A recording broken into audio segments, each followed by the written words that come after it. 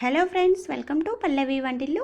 ఈరోజు బెండకాయ ఫ్రై జిగురు లేకుండా పొడి పొడిగా వచ్చేలా ఎలా తయారు చేయాలో చూద్దామండి.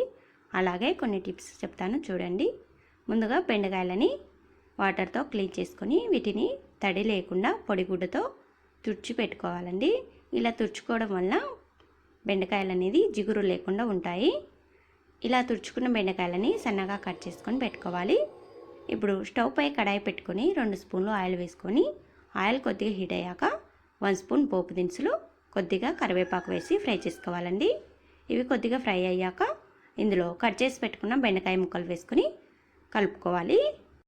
ఈ బెండకాయ ముక్కల్ని మంటని హై ఫ్లేమ్లో పెట్టి ఒక 2 నిమిషాలు ఫ్రై చేసుకోవాలండి. 2 నిమిషాల తర్వాత మంటని లో ఫ్లేమ్లో పెట్టుకొని ఒక 1/2 స్పూన్ పసుపు వేసుకొని కలుపుకోవాలి. మీరు బెండకాయ ఫ్రై అనేది ఎక్కువగా చేయాలంటే ఇందులో కొద్దిగా నిమ్మరసం వేసుకొని ఫ్రై చేసుకోండి. అప్పుడు జిగురు లేకుండా పొడి పొడిగా వస్తుంది ఫ్రై అనేది.